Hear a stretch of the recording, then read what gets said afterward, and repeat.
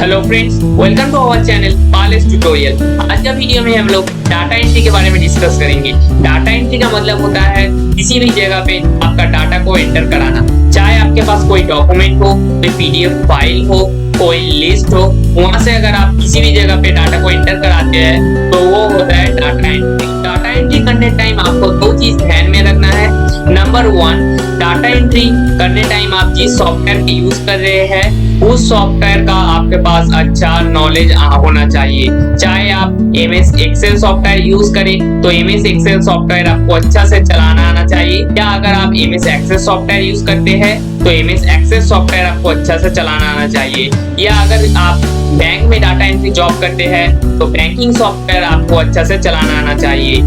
Number 2, आप जिस language में डाटा एंट्री कर रहे हैं उस लैंग्वेज का आपके पास अच्छा नॉलेज होना चाहिए, बिकॉज अगर आपके पास लैंग्वेज का नॉलेज नहीं रहेगा तो डाटा एंट्री जॉब करने टाइम आप काफी स्पेलिंग मिस्टेक करेंगे एंड आपका सारा मेहनत बेकार जाएगा। तो अगर आपके पास डाटा एंट्री जॉब करने का अच्छा नॉलेज हो जाता है तो आप किसी स्कूल, कॉलेज या किसी ट्रस्टेड फ्रीलांसिंग साइट में डाटा एंट्री का जॉब करके काफी अर्निंग कर सकते हैं। तो आज का वीडियो में हम लोग एमएस एक्सेल सॉफ्टवेयर में कैसे डाटा एंट्री जॉब किया जाता है डिस्कस करेंगे। So let's begin. हमारे पास बहुत सारा फॉर्म रखे हुए हैं जिनका हमें डाटा एंट्री करना है।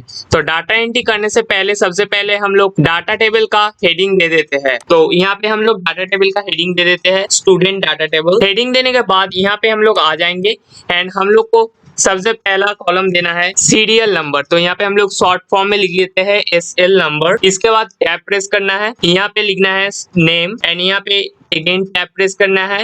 नेक्स्ट हम लोग को लिखना है फादर नेम, अगेन आपको टैब प्रेस करना है एंड नेक्स्ट कॉलम हम लोग का है एज, अगेन हम लोग को टैब प्रेस करना है। हम लोग का नेक्स्ट सेल है रजिस्ट्रेशन नंबर। तो यहाँ पे हम लोग रजिस्ट्रेशन नंबर को शॉर्ट फॉर्म में REG नंबर लिख देते हैं। तो यहाँ पे हम लोग ऊपर का हेडिंग वगैरह सारा फिल कर दिए है। तो अब नेक्स्ट आता है डाटा को एंटर करना। तो डाटा एंट्री आप दो तरीके से कर सकते हैं। एक, आप सबसे पहले यहाँ पे सबका नाम लिख लीजिए, इसके बाद आप सभी स्टूडेंट का फादर नेम लिख लीजिए, या इसके बाद आप सभी स्टूडेंट का एज लिख लीजिए, या अगर आप सभी स्टूडेंट का रजिस्ट्रेशन नंबर लिख लीजिए। लेकिन इस तरीके से डाटा एंट्री करने से डाटा का मिसमैच होने का और गलत होने का चांस रहता है, इसीलिए इस तरीके से डाटा एंट्री नहीं करना चाहिए। तो दूसरा तरीका, आप सबसे पहले एक जन का नाम लिख लीजिए, फिर उस स्टूडेंट का फादर नेम लिख लीजिए, फिर ही उस स्टूडेंट का एज लिख, फिर नेक्स्ट सेम स्टूडेंट का ही रजिस्ट्रेशन नंबर लिख लीजिए। तो सबसे पहले हम लोग यहाँ पे सीरियल नंबर जनरेट कर लेते हैं। सीरियल नंबर कैसे जनरेट किया जाता है देख लेते हैं। यहाँ पे हम लोग सबसे पहले 1 लिखेंगे एंड 2 लिखेंगे एंड इसको जस्ट हम लोग सिलेक्ट करेंगे एंड यहाँ से ड्रैग कर देंगे, जहां तक हम लोग को लेना है वहां तक ड्रैग कर देंगे।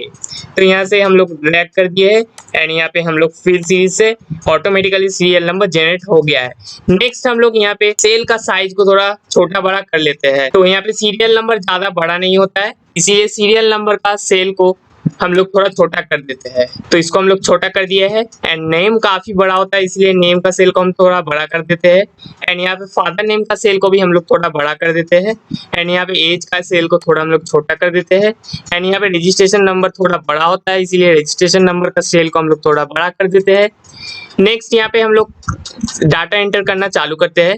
तो यहाँ पे हम लोग सबसे पहले नेम टाइप करेंगे। तो पहला नेम है अनिल, तो यहाँ पे हम लोग अनिल टाइप कर देते हैं एंड हम लोग अगेन टैब प्रेस करेंगे, यहाँ पे उनका फादर नेम लिखेंगे हम लोग, अगेन हम लोग टैब प्रेस करेंगे, यहाँ पे उनका एज लिख देंगे हम लोग एंड यहाँ पे अगेन हम लोग टैब प्रेस करेंगे, यहाँ पे उनका रजिस्ट्रेशन नंबर हम लोग टाइप कर देते हैं। अगेन हम लोग सेकेंड स्टूडेंट का भी नेम टाइप कर देते हैं, अगेन हम लोग टैब प्रेस करके उनका फादर नेम टाइप कर देते हैं, अगेन हम लोग टैब प्रेस करेंगे एंड उन स्टूडेंट का एज लिख देंगे, अगेन हम लोग टैब प्रेस करेंगे एंड स्टूडेंट का रजिस्ट्रेशन नंबर फिल कर देते हैं। अगेन थर्ड स्टूडेंट का भी हम लोग नाम लिख लेते हैं, टैब प्रेस करेंगे एंड नेक्स्ट स्टूडेंट का भी हम लोग फादर नेम टाइप कर देते हैं एंड नेक्स्ट हम लोग स्टूडेंट का एज टाइप कर देते हैं, अगेन टैब प्रेस करके यहाँ पे हम लोग रजिस्ट्रेशन नंबर लिख लेते हैं। तो इस तरीके से हम लोग सबसे पहले डाटा को एंटर कर लेते हैं। तो यहाँ पे हम लोग डाटा को एंटर कर चुके हैं। डाटा एंटर करने के बाद सबसे पहले हम लोग डाटा का हेडिंग को हम लोग सबसे पहले मार्जिन सेंटर कर लेते हैं। इसको सबसे पहले हम लोग सिलेक्ट करेंगे एंड यहाँ पे मार्जिन सेंटर कर देंगे एंड इसको हम लोग थोड़ा बोल्ड कर देते हैं। अगेन हम लोग डाटा टेबल का हेडिंग को सिलेक्ट करेंगे एंड यहाँ पे बोल्ड कर देंगे एंड इसके बाद हम लोग फुल डाटा टेबल को सिलेक्ट करेंगे एंड बोल्ड कर देंगे। इसके बाद हम लोग फुल डाटा टेबल को एक बार सिलेक्ट करेंगे एंड यहाँ पे होम टैब के अंदर फॉन्ट रिबन के अंदर पॉपअप बटन में क्लिक करके यहाँ पे ऑल बॉर्डर्स पे क्लिक करके सारा बॉर्डर दे देंगे एंड हम लोग डाटा टेबल का हेडिंग में कलर दे देते हैं। तो इस तरीके से आप डाटा को फाइनली सबमिट कर सकते हैं। हम लोग का नेक्स्ट डाटा टेबल है एम्प्लॉय का अकाउंट डिटेल्स के ऊपर। यहाँ पे हम लोग सीरियल नंबर ले लिए है, यहाँ पे हम लोग एम्प्लॉय आईडी ले लिए है, यहाँ पे हम लोग नेम लिखेंगे, यहाँ पे हम लोग बैंक नेम लिखेंगे, यहाँ पे हम लोग IFSC कोड लिखेंगे, यहाँ पे हम लोग अकाउंट नंबर लिखेंगे। तो इसके लिए हम लोग फॉर्म का यूज करेंगे। तो फॉर्म का यूज कैसे किया जाता है, इसके लिए सबसे पहले आपको फुल टेबल का हेडिंग को सिलेक्ट करना है जहां तक आप फॉर्म बनाना चाहते हैं। इसके बाद आपको होम टैब के ऊपर यहाँ पे एक popup button customize quick access toolbar नाम का एक पॉपअप बटन मिल रहा है, इस पे आपको क्लिक करना है एंड सबसे नीचे आपको यहाँ पे मोर कमेंट्स पे क्लिक कर देना है। मोर कमेंट्स पे क्लिक करने के बाद आपके पास कुछ ऐसा इंटरफेस आ जाता है। इसके बाद आपका ऊपर यहाँ पे चूज कमेंट फ्रॉम यहाँ पे पॉपुलर कमेंट का साइड में एक पॉपअप बटन शो हो रहा है, यहाँ पे आपको क्लिक करना है एंड नेक्स्ट यहाँ पे आपको 2 number option common not in the ribbon select कर लेना है। इसके बाद आपको ऐसा इंटरफेस आ जाएगा एंड नीचे आपको यहाँ पे फॉर्म सर्च कर लेना है। तो हम लोग को यहाँ पे फॉर्म मिल चुका है, तो हम लोग फॉर्म पे क्लिक करेंगे एंड इसको ऐड कर देंगे। इसके बाद आपको यहाँ पे ओके कर देना है। ओके करने के बाद देख सकते हैं यहाँ पे एक फॉर्म का आइकन बन चुका है, तो इस फॉर्म का आइकन में हम लोग क्लिक करेंगे एंड यहाँ पे ओके कर देंगे। इसके बाद देख सकते हैं यहाँ पे एक फॉर्म का स्ट्रक्चर आ चुका है, इसको हम लोग माउस का कर्सर से इसको अप डाउन कहीं पे भी रख सकते हैं। तो यहाँ पे हम लोग जिस एम्प्लॉय का ही नाम यहाँ पे हम लोग लिखेंगे उस एम्प्लॉय का आईडी यहाँ पे ले लेगा। तो यहाँ पे हम लोग एम्प्लॉय आईडी लिख देते हैं, हम लोग टैब प्रेस करेंगे, यहाँ पे एम्प्लॉय का नाम लिख लेंगे, फिर अगेन हम लोग टैब प्रेस करेंगे, यहाँ पे बैंक नेम लिख देंगे, यहाँ पे अगेन हम लोग टैब प्रेस करेंगे, यहाँ पे IFSC कोड लिख देंगे, अगेन हम लोग टैब प्रेस करेंगे, यहाँ पे हम लोग अकाउंट नंबर लिख देंगे एंड यहाँ पे हम लोग एंटर प्रेस करने से ही डाटा ऑटोमेटिकली फिल हो जाएगा। अगेन यहाँ पे हम लोग एम्प्लॉय आईडी लिखेंगे, अगेन हम लोग टैब प्रेस करेंगे, यहाँ पे एम्प्लॉय नाम लिखेंगे, अगेन हम लोग टैब प्रेस करेंगे, यहाँ पे बैंक नेम लिखेंगे, अगेन हम लोग यहाँ पे टैब प्रेस करेंगे, यहाँ पे IFSC कोड लिखेंगे, अगेन हम लोग यहाँ पे टैब प्रेस करेंगे, अकाउंट नंबर लिख देंगे, अगेन हम लोग एंटर प्रेस करेंगे, 2 नंबर एम्प्लॉय का भी सारा सेल फिल हो जाएगा।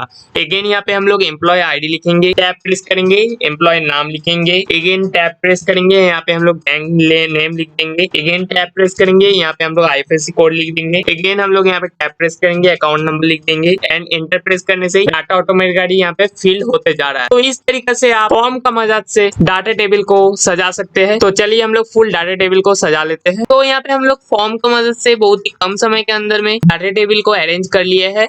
तो यहाँ पे सबसे पहले हम लोग यहाँ पे फुल डाटा टेबल को सिलेक्ट करेंगे एंड यहाँ पे हम लोग फुल डाटा टेबल को बोल्ड कर देंगे। नेक्स्ट हम लोग यहाँ पे डाटा टेबल का हेडिंग को सिलेक्ट करेंगे, इसको मार्क एंड सेंटर करेंगे एंड इसको भी हम लोग बोल्ड कर देंगे एंड यहाँ पे इसका हम लोग नेक्स्ट हम लोग यहाँ पे डाटा टेबल का हेडिंग को हम लोग सिलेक्ट करेंगे एंड इसको हम लोग कलर कर देंगे एंड फुल डाटा टेबल को सिलेक्ट करके हम लोग यहाँ पे होम टैब के अंदर फॉन्ट रिबन के अंदर का पॉपअप बटन में क्लिक करके हम लोग यहाँ पे ऑल बॉर्डर पे क्लिक करके फुल डाटा टेबल को बॉर्डर दे दिए है। तो इस तरीके से आप फॉर्म का मदद से बहुत ही कम समय के अंदर फुल डाटा टेबल को अरेंज कर सकते हैं एंड इस तरीके से आप फुल डाटा टेबल को सजा सकते हैं। तो अब आपका डाटा टेबल सबमिट करने के लिए रेडी है। तो इस तरीके से आप डाटा एंट्री कर सकते हैं। सो फ्रेंड्स, आई होप कि वीडियो आपको काफी पसंद आया है। अगर फिर भी आपका मन में कोई भी कंफ्यूजन या डाउट रहता है तो नीचे कमेंट सेक्शन में कमेंट करना ना भूलें और वीडियो पसंद आने पे वीडियो को कर दीजिए एक लाइक। आपका एक लाइक से हमें बहुत ज्यादा मोटिवेशन मिलता है। और अभी तक भी आपने अगर हमारे चैनल को सब्सक्राइब नहीं किए तो नीचे रेड कलर का सब्सक्राइब बटन में प्रेस करके हमारे चैनल को सब्सक्राइब कर लीजिए। तो मिलते हैं नेक्स्ट वीडियो में, तब तक के लिए बाय।